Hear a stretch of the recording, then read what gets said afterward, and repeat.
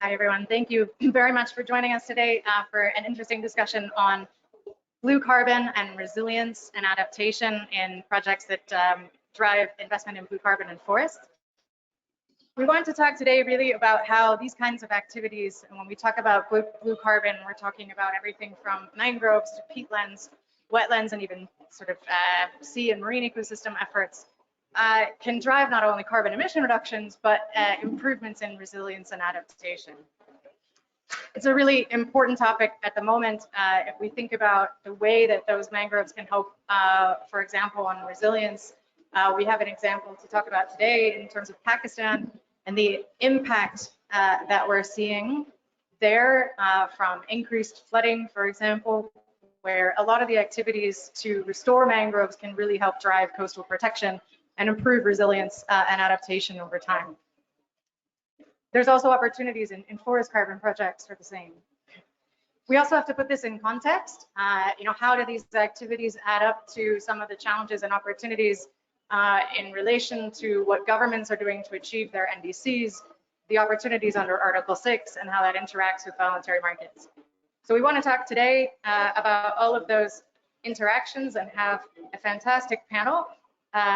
We have Moon Herrick with the US government, Carlos Sordo Olivé joining us remotely. Thank you. Sorry for the technical delay getting all of this started. We have David Antonioli from Verra, and Hasan Anwer, the Program Director for Pakistan Environmental Trust. So I'm going to, I guess, try to do this from here so that they online can at least see something. My apologies. So I want to start with just a round of a quick introduction. What is it that you're doing in this space, particularly on projects that drive resilience and adaptation within mangroves or carbon or forest activities? Let's start with you, Hasan. On, right? All right, can you hear me? Okay, great. Thank you, Naomi, and thank you to South Pole for organizing this wonderful panel, and we're really pleased to be on such an esteemed panel as well. So I think I just want to start with the context of Pakistan, which I'm sure by now everyone has seen or has read about the drastic climatic events that Pakistan is currently facing, and which represent a picture of what potentially will be seen across the globe as well. And just putting it to stark numbers, I mean, you can see that more than 33 million people have been left homeless. There's a very massive challenge for the country right now in terms of how to mobilize the necessary capital that's needed to rebuild and make the country more resilient. I mean, as of current estimates, more than $40 billion are required to just, cover the loss and damage. And then there's an additional $15 billion that's required per annum to sort of build resilience.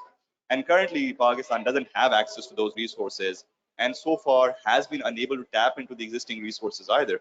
And that is where the Pakistan Environment Trust was set up to identify and then build the local capacity as well as the programs and projects and make them bankable to be able to tap into the global sort of portfolios that are available. I mean, when we started in Pakistan, what we saw is that VCM, voluntary carbon markets, as well as nature-based solutions seem to be the most important and lowest hanging fruit for Pakistan to really be able to tap into those markets. But unfortunately, as of now, Pakistan has not been able to really tap into it in any meaningful manner. We've only had and the major two reasons that we saw was, a lack of local capacity in terms of developing and designing those projects, as well as high transaction costs associated with primarily building community-centric, resilient projects that really build the resilience of communities and help them not only just mitigate emissions, but also adapt to climate change. And that's what we've been focused on. Because, I mean, we've seen a large mangrove project in Pakistan that has really helped and has the potential to help on the resilience front.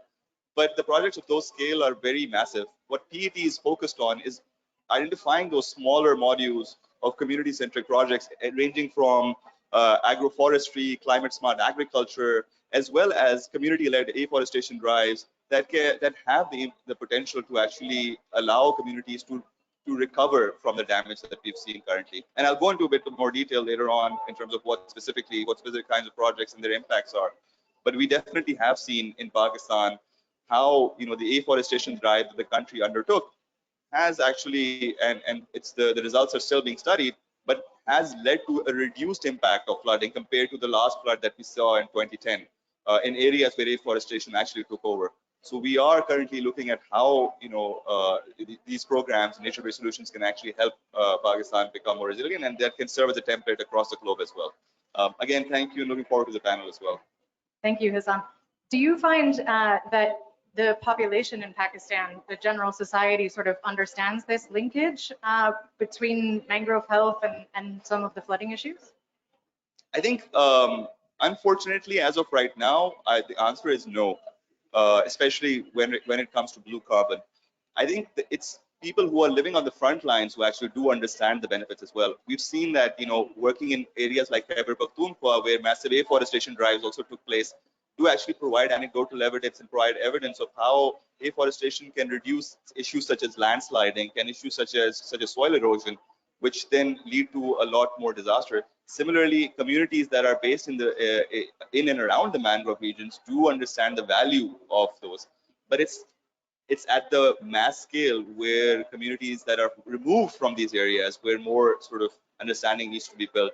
But I think with the challenges that Pakistan is facing right now and what we've faced over the past decade as well, the understanding is growing locally of the importance. I think the idea is, how can we provide communities with more alternative sources of livelihood? How can we go beyond just sort of mitigation and provide communities with more of an incentive to protect and conserve the natural capital that we currently have? And that's where I think the discussion needs to now go towards a bit more. Thank you very much. We'll dig more into that in a few minutes.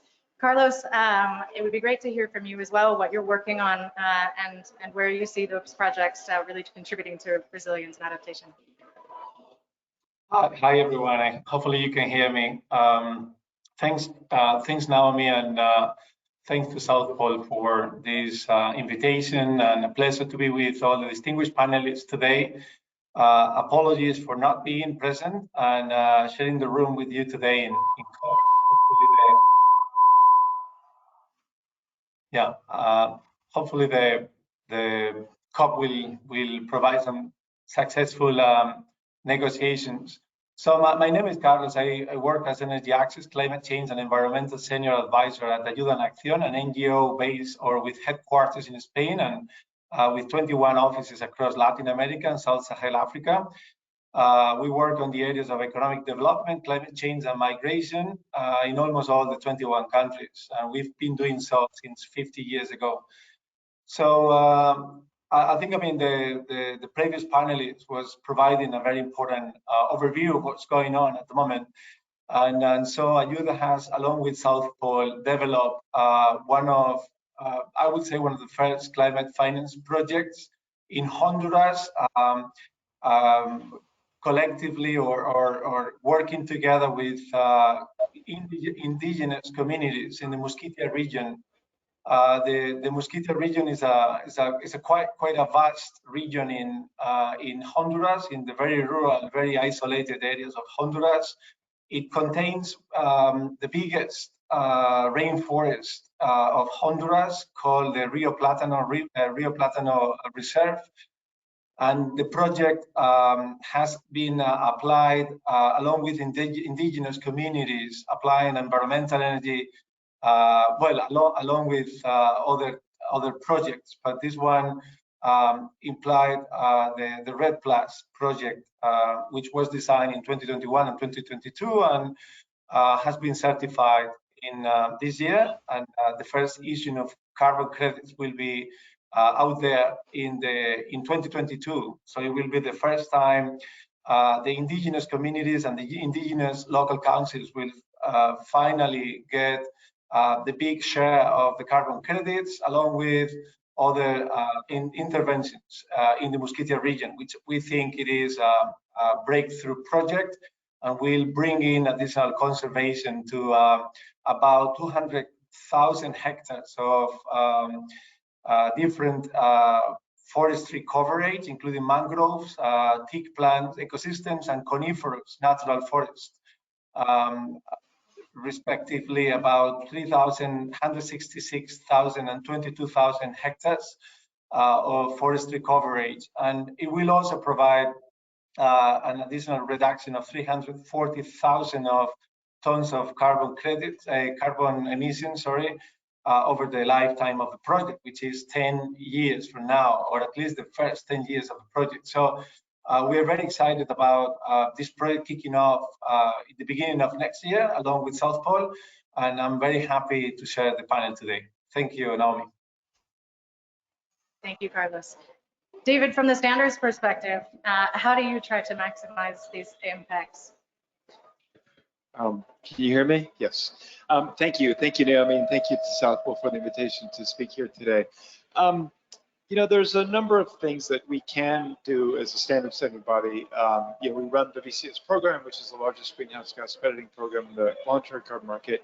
But it obviously depends on the project type. And I think the one thing that can be very valuable is that projects often want to tell the story beyond carbon. So we manage the climate community and biodiversity standards. We also manage the Sustainable Development Verified Impact Standard that allows projects to demonstrate progress against, you know, the SDGs in the case of SD Vista, or support for biodiversity and communities. So when we think about, you know, resilience, what many of the natural climate solutions projects really are development projects. And the great thing about carbon that I find come back to over and over is that, you know, we hopefully can and do better than kind of the typical government grant that lasts, you know, 3 to 4 years, but the governments change, either the donor agency changes or the local government changes, and the great project kind of falls apart. With carbon, you've got a much longer time frame and the ability to really drive change at a systemic level, which is really exciting. But what that means that these projects can really do development at core. So not only are they protecting the forest or restoring the mangroves, et cetera, but they're also providing really critical resources for the long-term resilience of the community, whether that's, you know, resilience, community resilience in terms of financial sustainability, but also, of course, natural resilience. So, you know, mangrove projects, great example. We're starting to help protect against, you know, flooding and encroachment of seawater.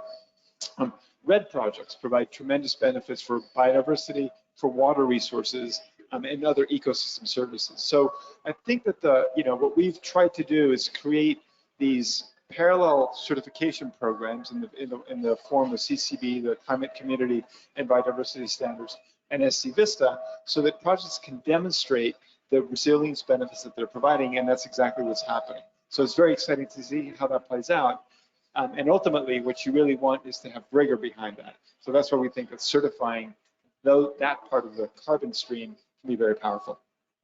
Thanks, David. That's an interesting segue to Moon. From your experience, particularly perhaps in the past and your views at present, you know, what's this interaction between the governments and the projects, and how does that influence some of the outcomes that we see in these activities? Thank you. Can you hear me? Yes. Okay. So I wanted to clarify up front that I am here in my personal capacity. I just joined the government in end of May. So I'll be speaking more about sort of past experience, and also insofar as my personal perspective informs official positions, shedding some light there as well, and more directly to your question. So in my experience, I came into this space sort of looking at the world and trying to think about how to tackle the biggest problems in the most effective manner, and sort of started working in public health and education, and sort of floundering. Actually, one of the first programs I worked on was a Pakistan flood relief initiative in 2010. And I sort of stumbled upon forest and land use work at the Global Forest Watch as a really wonderful way to touch upon a lot of the different challenges all at once in a really concrete manner. I think that, you know, working on projects as a project developer with Terra Global Capital, working on sort of large-scale programs like the Results-Based Payment Pilot Program for the Green Climate Fund, came at this sort of question from various different angles, trying to figure out how to be most effective at building resilience for communities, as well as mitigating the worst effects of climate change. I think that, you know, the role of government is to catalyze and crowd in, to use buzzwords, private sector and other stakeholders in the most effective way possible. One of the ways we do that is called jurisdictional approach, and we'll talk more about what that means and what that doesn't mean. I think there's been a pretty unhelpful sort of narrative pitting projects and jurisdictional programs against one another, and that's something I personally and professionally really try hard to push against and find middle roads through. Over.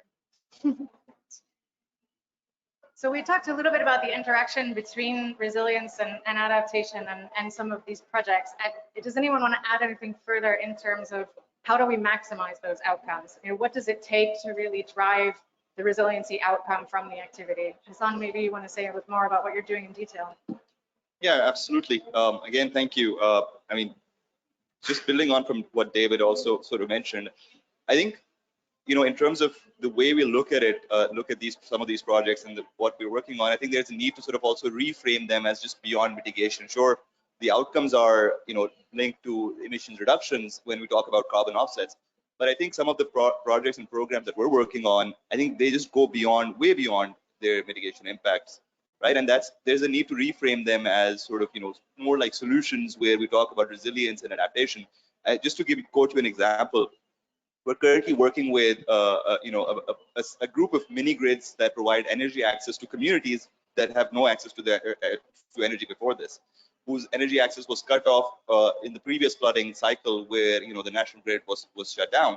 And now these mini grids are now providing electricity to not just to houses, but also hospitals and schools. So the impacts just go beyond those emissions reductions, right?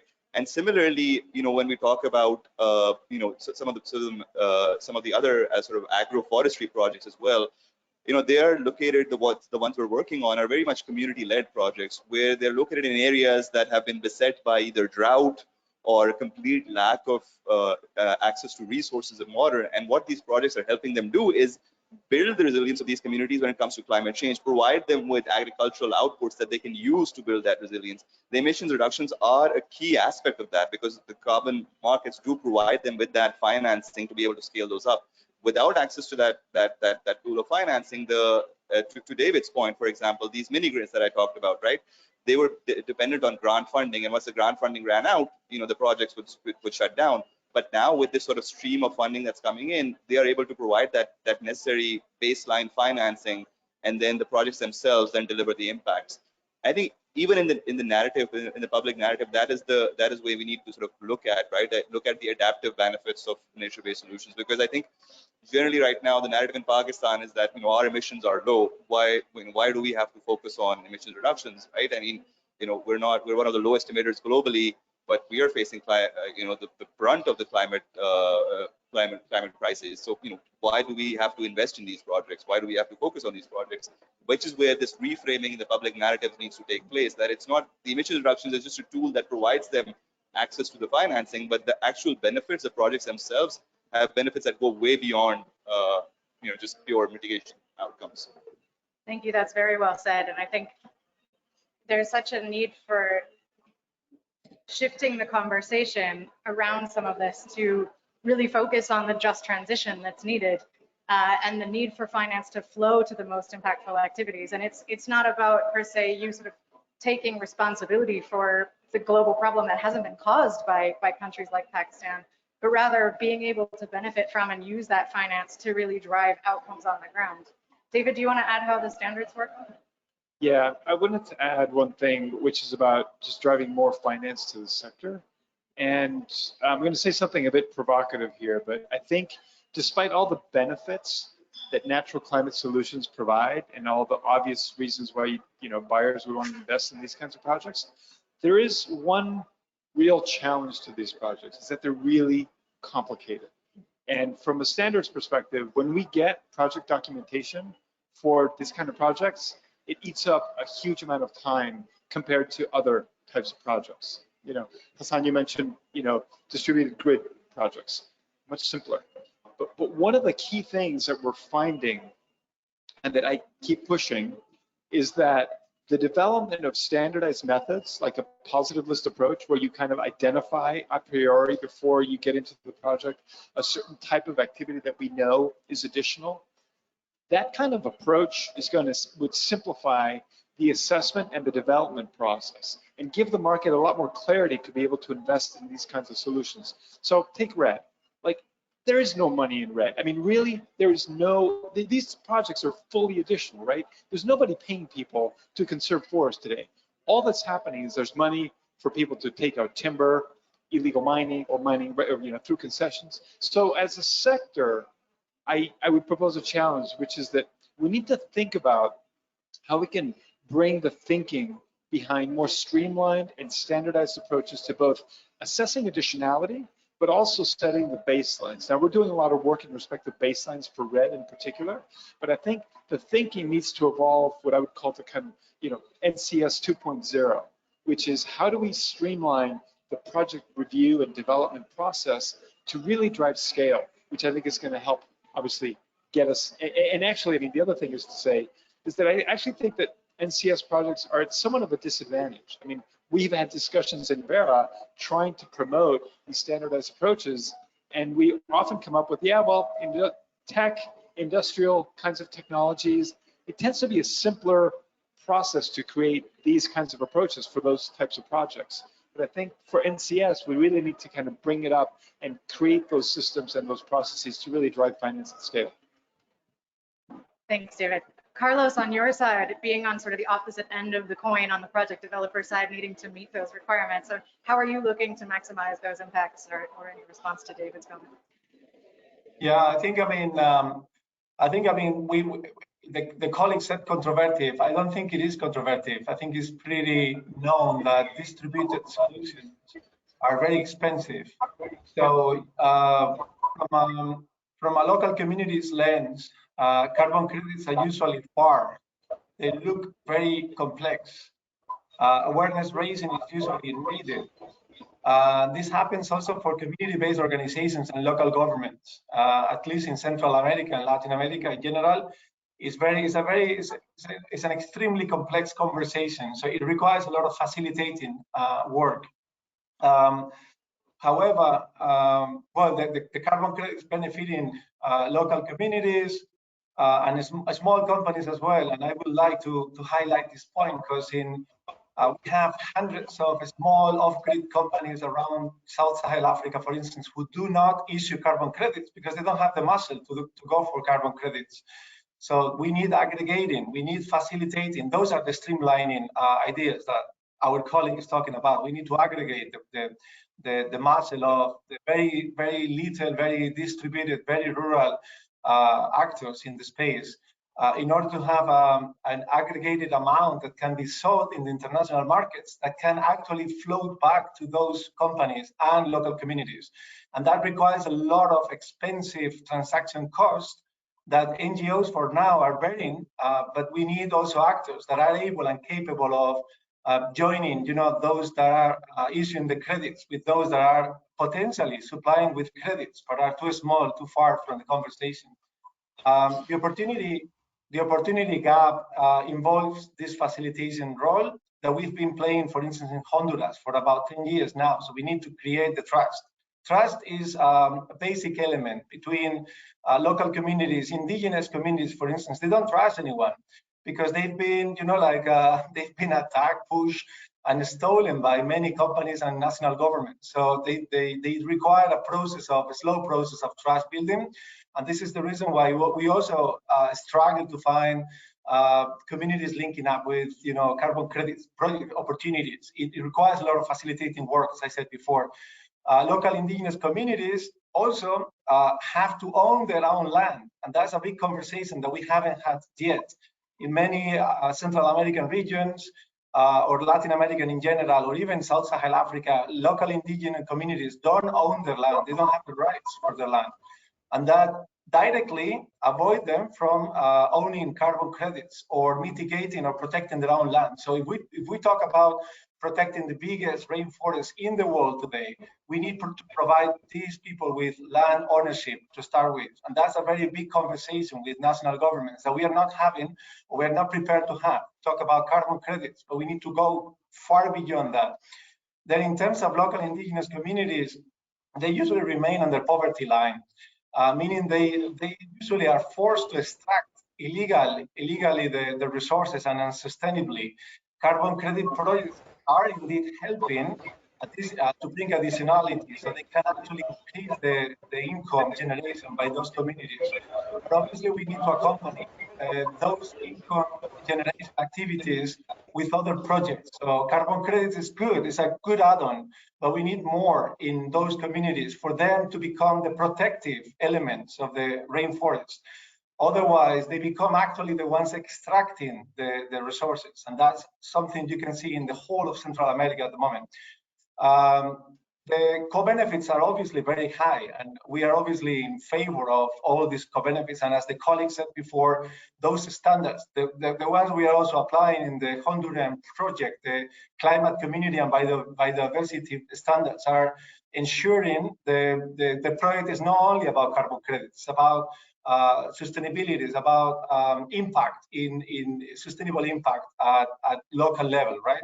But as I said before, it requires a lot of support. Just to give you a number, I did an internal initial calculation yesterday. The project we have in Honduras is expected to cover 1 hectare of highly valued environmental forestry area by $29 per year. In Honduras alone, as a country, we have 1.2 million hectares of forestry. So we will need $30 million to cover the whole 10% of a country and to protect it. But in order to protect it at a cost-benefit approach, we need to involve the local communities. Involving local communities, as I said before, it requires a lot of facilitation process, and it requires national governments to come inside the conversation beyond the carbon credit conversation. Thank you. Yeah, thank you, Carlos. A lot to pick up on there, and we'll come back to the collaboration question. But I want to pick up on one of the things you mentioned around trust. And I think that this market and the ability of carbon markets to drive the finance where it is really needed on the ground and help work on these impacts has been impacted in the last year because of trust issues. So, coming back to you to start with, David, where are we at in terms of this interplay between the methodologies and the standards approaches, some of the ratings that are coming out? Like, how do we improve on and build that trust and build on the evolution of the approaches to ensure that we have a real future for continuing these kinds of activities? So small topic, right? Yeah.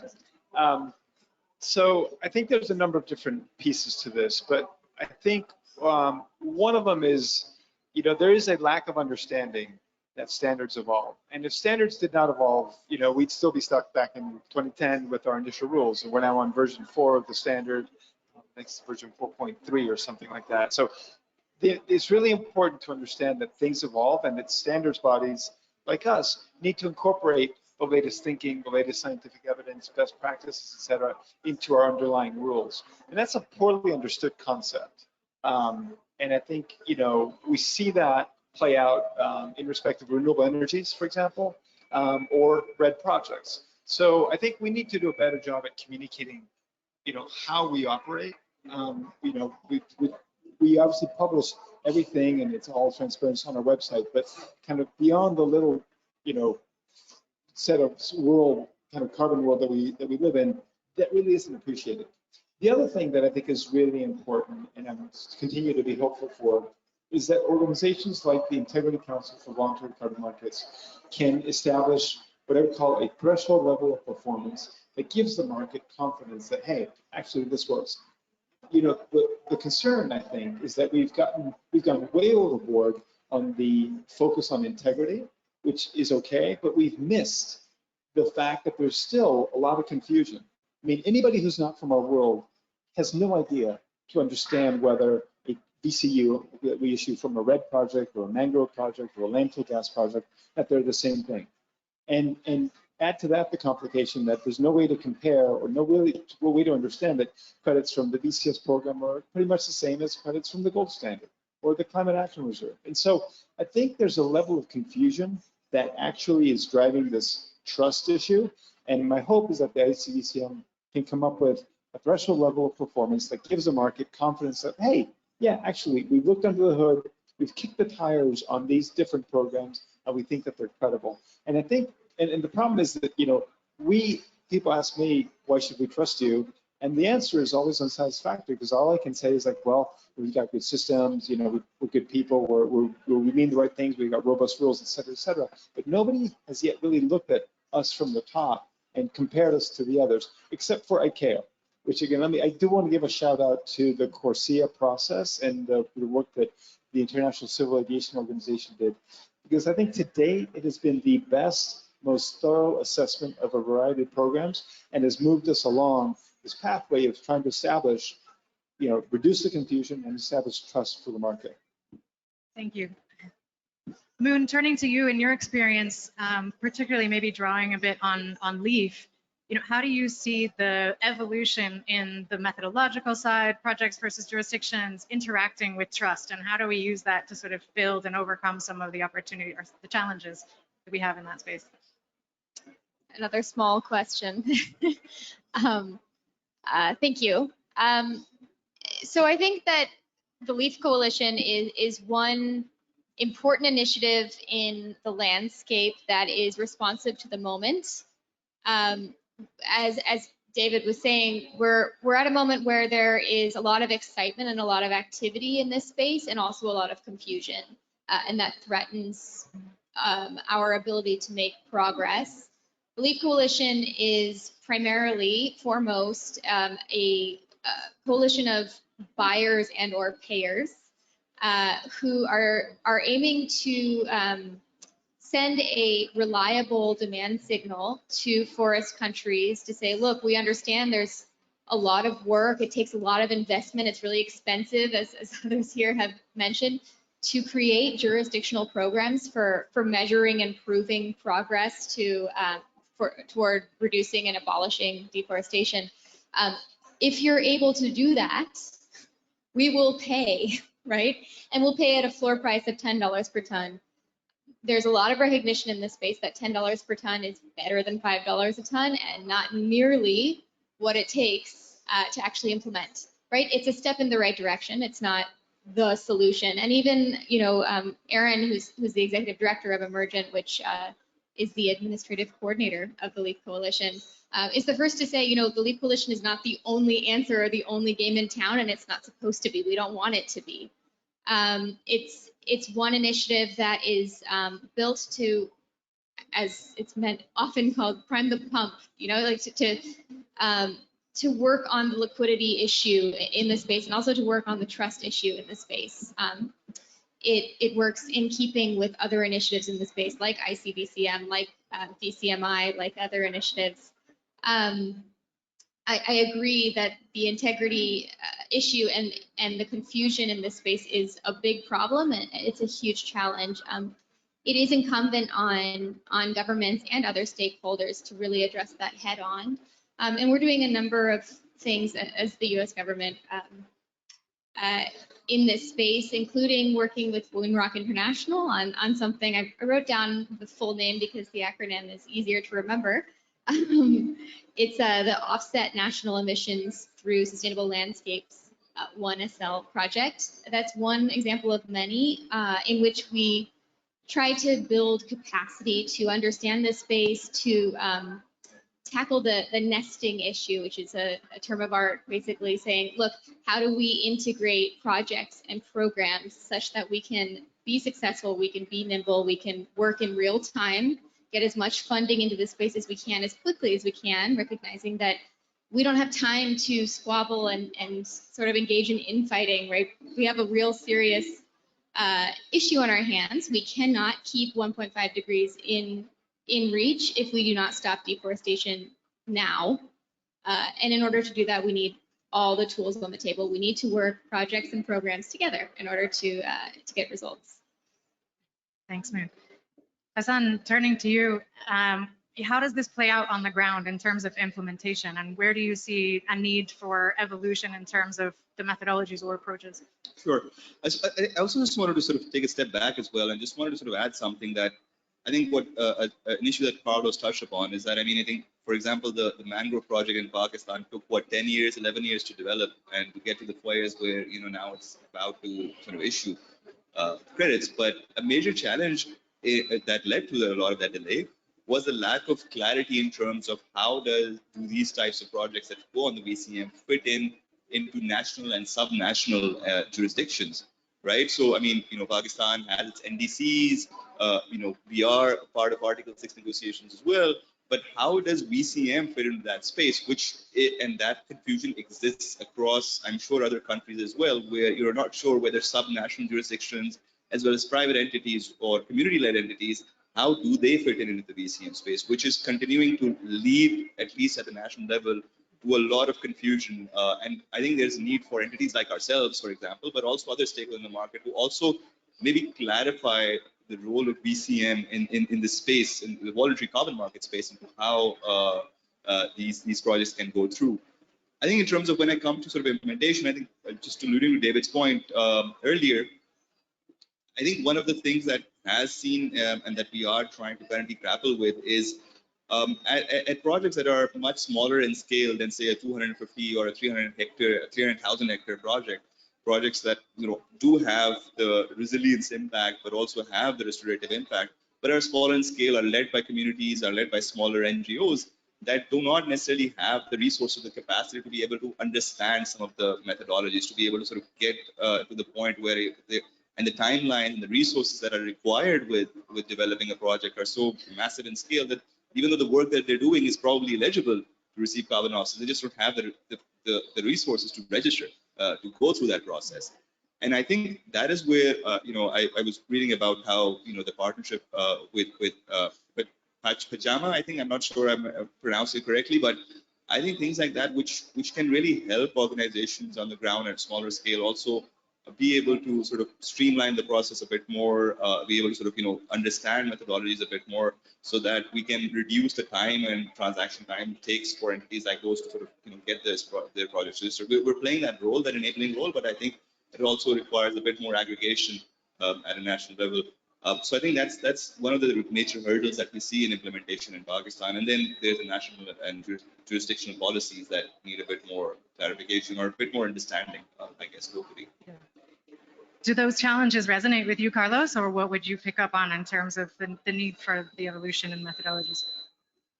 No, I think they do resonate. I think I hear aggregation, I hear confusion, and I hear also the need for streamlining processes at the moment. I mean, I come originally from the energy access sector, where 10 years ago or 11 years ago, there was not electricity access for about 1,000 million people in Sub-Saharan Africa. Today, we have over 200 million people accessing the systems through small solar panels, right? When we initiated the work like 12 years ago, there were only small, let's say, relatively small NGOs in Sub-Saharan African countries, along with some European and American NGOs, trying to do some stuff on the ground, right? And it took us a lot of time to reach any level of scale. Then at some point, the private sector came in. I think private sector plays always a major role when scalability comes in. And obviously, you know, the project we've done in Honduras with indigenous community can be replicated across areas where there are indigenous community, right? But that's not obviously gonna cover most of the problem. So we need to think throughout the lens of different partners and different stakeholders on the ground, who can and who is in a position to scale up their actions over the time. I think aggregation will play, as it is playing in many other sectors, a major role when it comes to also providing trust. For instance, there is a League of Indigenous Communities in Central America. So why don't we work with that council, regional council, to create trust from the top down and from the bottom up, so that all who believe on that instrument can build around trust internally and also not. And there are systemic elements, system elements that we need to look into in order to streamline and scale up this as soon as possible. Because I think, and this is the last of my thoughts, is I think we have a lot of demand for carbon credits at the moment. There is a lot of buyers. It's full of buyers all over the place. But we don't have supply of carbon credits because those are the costly ones. Those are the ones that we need to work with for years and years until people get trust enough and knowledge at the community level. So we need to start, giving the tools and equip those on the ground and in the last mile to get those carbon credits being supplied at scale to those who want to buy the carbon credits. So, and this is a big challenge, but I think there are a lot of examples that show us how to do it. Thanks, Carlos. That's a really great transition to the sort of complex interaction that we're seeing today. And I think, being here in COP and with the evolution that's still happening in terms of defining Article 6, one of the things that we're seeing at South Pole is really challenging is that every country now having its own targets needs to figure out how it's going to regulate and implement things to achieve its NDC. At the same time as you have fragmentation in markets, all of which can direct finance in different ways. So you have Article 6 and the rules that function around that. You have voluntary markets that might function slightly differently. How does a country actually figure out how it's going to achieve its NDC and how it's going to do that through a combination of regulation, direct intervention or policy, and where do they actually need this international finance to be directed for the places where they can't, either can't regulate or need innovation finance or, need the projects that can really work deeply in a specific place with specific communities. So, it's becoming a real need, and we see countries around the world like Indonesia and India and Honduras sort of saying, hang on a second, we need to take a pause. We need to understand where we're headed in order to figure out, how we want to use these markets. So I want to turn to you, Moon, and I'd love to hear your thoughts on just this intersection. How do we drive collaboration between governments and markets, and how do we sort out and support countries to really, find those win-win-wins where we can actually leverage the finance to its best impact? Yeah, I think. Thank you for the question. It's complicated and it's sort of a moving target. My role here at COP is largely negotiating on the Article 6 team, and I can say it's definitely a very quickly maybe is the wrong word, but it's an evolving conversation, and there's a lot of confusion or disagreement about how exactly the voluntary carbon markets and accounting toward NDCs and toward the Paris goals are coherent with one another, right? How do they work? And it gets, in the Article 6 rooms, it's quite detailed, right? We're talking about like, how do you structure accounting tables and these sort of dry details that I won't bore you with in this room. But there is widespread recognition that in order to meet our goals, we have to measure them, and we have to be using the same metrics. The way we build capacity is extremely important, and it speaks to a number of the themes and topics we've been talking about today. There is a capacity building program under Article 6, which is being set up, and we are hopeful that will go a ways in building the capacity to be able to make these two sides of the same coin coherent, right? There is recognition that the voluntary markets are extremely important to meeting our goals, and that there needs to be what's the word I'm looking for?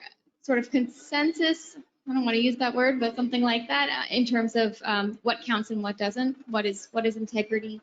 So it's encouraging to see these other initiatives like ICBCM, like BCMI, like other groups trying to sort of make sense of the noise.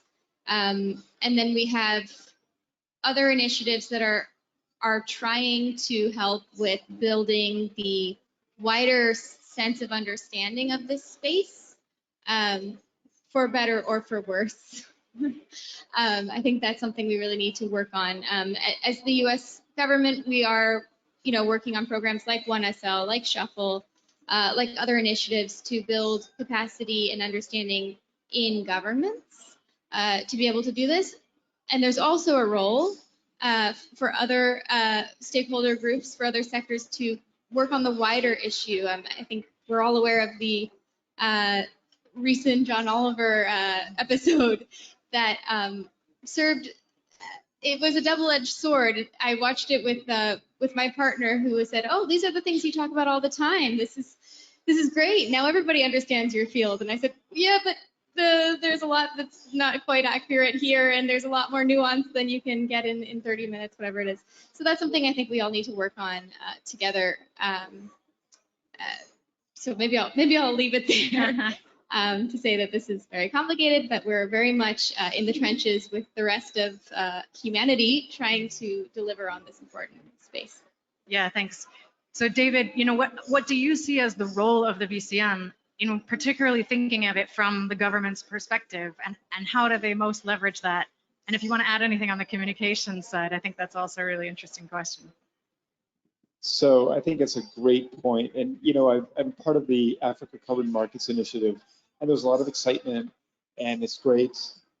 But I think that there's something that we're missing, and that is really, supporting governments to help them understand where they want voluntary action. Because there's this perception, I think, like, oh my gosh, there's all this money. Let's help help us solve all of our problems. And that's not going to work. Number one, I don't think there's enough money around to do all that. But second, I would imagine that a buyer would like to know that the investments that they are making in a particular project are actually supporting a government strategy to meet their NDC, to address climate change. So, currently the debate is mostly about low-hanging fruit, right? Like, oh, we don't want the low-hanging fruit to go away. And that's fine, but I think that there needs to be other elements to that discussion to help governments figure out where they can leverage the voluntary carbon market more effectively, and where they can use other resources, or whether they make commitments on their own. So, you look at Pakistan, right? There's an urgent need to do with flooding, right? So maybe it may be a low-hanging fruit, but the government may look at the voluntary carbon market and say, you know what, this is the quickest, fastest way I can generate a lot of investment in addressing this particular risk. So let's go for it. Those kinds of decisions, or Africa with drought, for example. So those kinds of decisions, that the kinds of efforts that governments really ideally should do and identify, where they're going to make a commitment themselves to address a particular sector, and where they're going to welcome voluntary action, I think could be very valuable. And if you think about it, it's kind of the same thing we're asking of corporates, right? Corporates need to decide how quickly they're going to get, what their 2050 net zero target looks like, how quickly they're going to get there, and beyond that, they can then reduce emissions and address their residual emissions. That's the sweet spot. If you can marry that with identified opportunities in governments and sectors where government said, look, I can't do this, or it's urgent, or I'm going to come to it later, that's great. So that would just be one way where I think we can bring these two together in a more constructive and thoughtful way for the long-term success of this. Thank you. And Hasan, how is that playing out in Pakistan? I mean, how are you thinking of the stacking of these different opportunities and driving the collaboration across different scales? I think that's a great point that sort of David made, right? That around how can they fit in, right? I mean, I think even as an organization, what we are driving towards is, we're also working with Pakistani industries, with the manufacturing sector on something called Net Zero Pakistan, where we're sort of, working with them on decarbonization, and then the residual emissions sort of are where, the offsetting component comes in. But I think the challenge for Pakistan right now, and that this goes back to the discussion, is that I think Pakistan does see VCM as an opportunity at a national, at a government level. However, in terms of creating the necessary policy and regulatory framework around it, like how would this fit in? How does this fit in into our NDCs? How does this fit in into, Pakistan eventually aims to have a compliance market or a cap and trade market put in place? How would this sort of, transition to that? Which has led to a lot of inertia, right? So because the policy is not in place, because the government is and the subnational entities are trying to grapple with creating the policy framework in terms of where does what VCM fit in, where does voluntary action fit in, which has led to essentially inaction right now. Whether there's project developers or actual sort of on-ground implementation is kind of at a pause right now, even despite the massive need, primarily because that understanding or that sort of I mean the documents are out there, the information is out there. I think it's just a lack of understanding and communication and clarity at the government, at the subnational and national level, to be able to create or design those projects. I mean, again, I'll go back to the Mangroves project, which again, one of the things that they were grappling with is it the national entities' decision to really be able to tap into the to sort of carbon markets, or is it a subnational jurisdiction where this responsibility lies? And that is again the kind of issues that the market is facing. Apart from the implementation side, this is what is Pakistan grappling with right now. I mean, again, I'm not sure how we're going to resolve that, which is, I mean, it's going to need everyone and all the stakeholders to come in and work and define those, but that's the issue that we're facing right now. Thank you. Carlos, on your side, are you seeing the same stalemate or issues, or how are you advancing collaboration on the ground? Well, I think, I mean, I already mentioned some of the elements. I mean, when I mean, I'll be talking about, for instance, in this case, Guatemala, the Mayan forest, or the Mayan rainforest. A recent work we've done in the region indicated that there was a big fragmentation between the Ministry of Environment and the actual local government in the region. We're talking about one of the marvels of the world. One is a rainforest with 13%, 13% of the biodiversity in the world. If we lose it, we lose 13% of biodiversity. It's a huge one.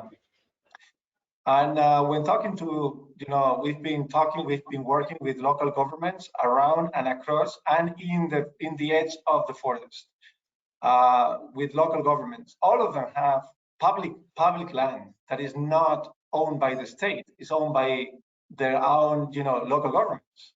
But they don't know exactly how to do carbon credits. They know there is money behind. When talking to the Ministry of Environment, they have their own agenda, right? And they are currently doing a big World Bank funded program to preserve and pay for carbon credits, a very big one, and probably one of the very first ones in the history of Guatemala in that region. And so while the government is focusing on their big program in the big reserve and forestry reserve, we still have a lot of other actors that are completely out of the negotiation table. So I think, and I'm talking about the same government. I'm not talking about their institutions. I think national governments need to go down to those areas. They need to have representatives of the Ministry of Environment, delegates and deputy people in rural, isolated, faraway areas that usually they speak for whatever reasons. They don't have public services. The biggest rate of poverty is around those areas that we think are the biggest in terms of biodiversity. So we have a big problem because we shouldn't be expecting carbon credit to just raise the income capacities of the local communities around those rainforest areas. So the government has to come, yes, it has to come with carbon credit programs. It has to come with initiatives, international initiatives, but we need to also wake up and start asking and requesting governments to come with public services, for instance. They need to come with, clear plans as to how to get population, an income source in order not to deplete the rainforest, which is happening today. So it is much more complex than just the carbon credit conversation. It has to go through development lens, long-term plans, and it has to involve other ministries rather than or beyond the Ministry of Environment. And we know the ministries of environment across the world play a minor role in the strategies, in the national strategies. I mean, usually we need to involve the ministries of finance, the ministries of energy, the ministries of rural development, the ministries of, all the ministries have to be on the conversation because they also bring programs.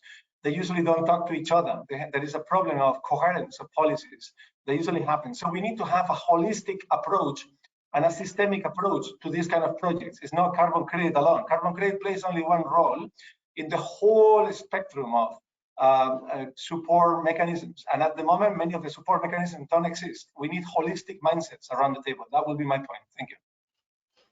Yeah, thanks, Carlos. I think that's one of the key issues is sort of how do we actually support governments in figuring out how to do those holistic policy planning. Is there anything else the panel wants to add on this issue or key takeaways on maximizing resilience, impact, and collaboration, more focused on that part?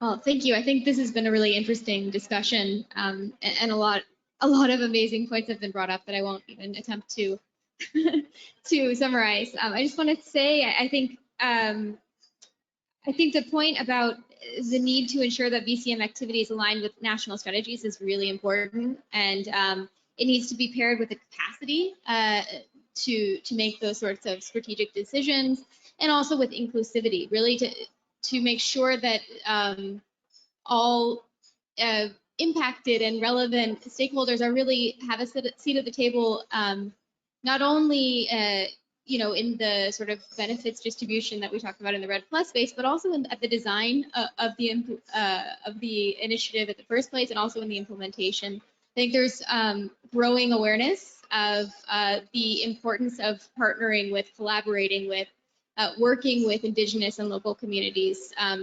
Here at COP, it's been really heartening for me personally and professionally to see just how much that awareness has grown over the past few years. We even had a closed door session with Special Climate Envoy Kerry, Administrator Power, and representatives of Indigenous communities from all over the world.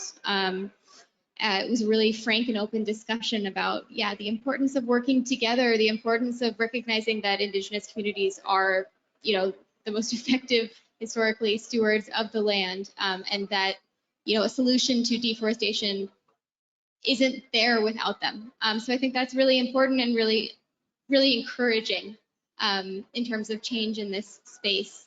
I also wanted to just highlight that domestically, the U.S. is working on these issues.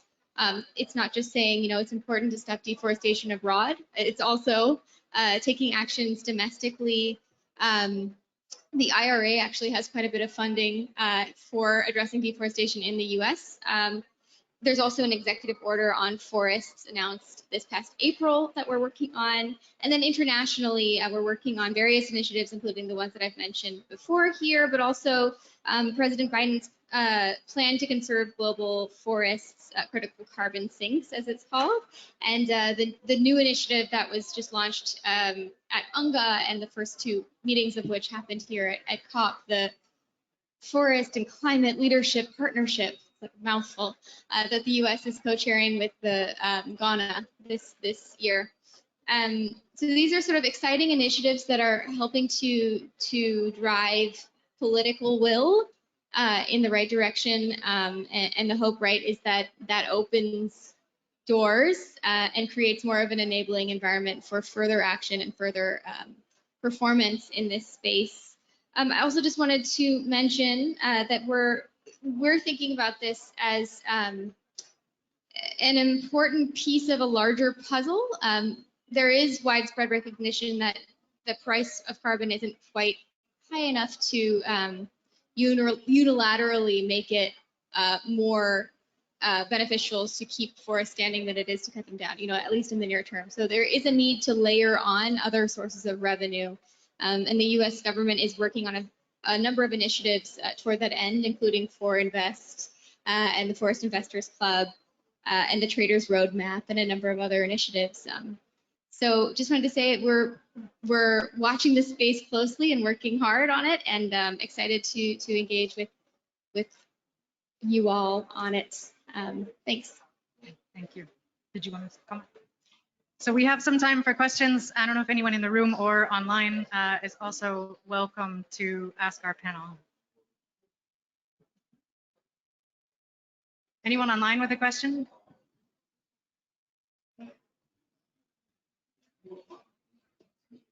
Well, thank you very much then for attending.